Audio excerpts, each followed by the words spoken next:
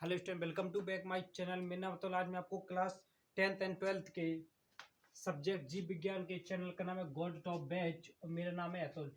ठीक है, तो आज मैं आपको जीव विज्ञान के ऐसे टॉपिक के बारे में बताएंगे जो अक्सर आपके बोर्ड एग्जाम में 5 एंड 2 मार्क्स के प्रश्न पूछे जाते हैं प्रतिवर्ष, जो आपके बोर्ड एग्जाम में हर साल आते हैं। ठीक है, तो वीडियो को लंबा ना करते हुए चलते हैं अपने टॉपिक पर। ठीक है, तो पहला मेरा टॉपिक है लैंगिक जनन। तो लैंगिक जनन क्या है? तो वह जनन विधि जिसमें नर युग्मक शुक्राणु तथा मादा युग्मक अंडाणु का निर्माण तथा इसके सहलन निषेचन से युग्मनज का निर्माण होता है। ठीक है, तो लैंगिक जनन कहलाता है। तो क्या कहलाता है? लैंगिक जनन कहलाता है। तो एक बार फिर से पढ़ते हैं कि वह जनन विधि जिसमें नर युग्मक शुक्राणु तथा मादा युग्मक अंडाणु, यानी कि नर युग्मक में क्या बनते हैं? शुक्राणु बनते हैं और मादा युग्मक में अंडाणु बनते हैं।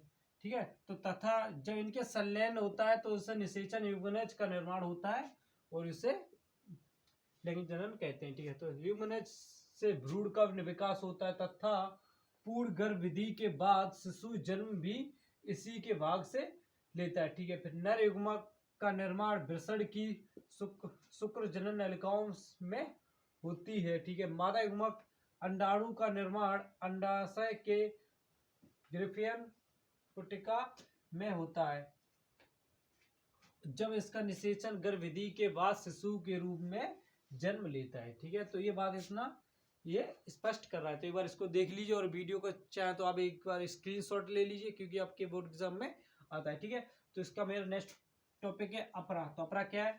तो अपरा भ्रूण को ऑक्सीजन तथा पोषण की आपूर्ति करता है। ठीक, तथा भ्रूण के उत्साह पदार्थ को बाहर निकालने का कार्य करते हैं।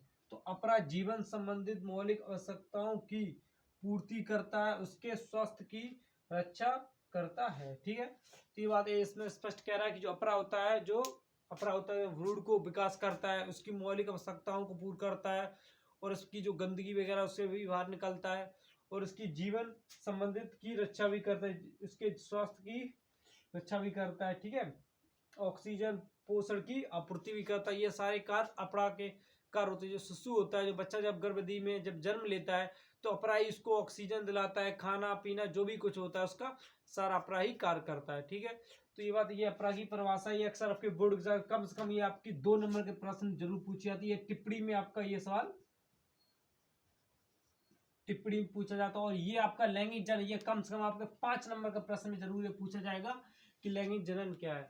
तो मैंने आपको ये लैंगिक जनन बता दिया है और अगर आपको वीडियो अच्छी लगी तो चैनल को लाइक कमेंट सब्सक्राइब जरूर करें और ज़्यादा से ज़्यादा दोस्तों को शेयर करें।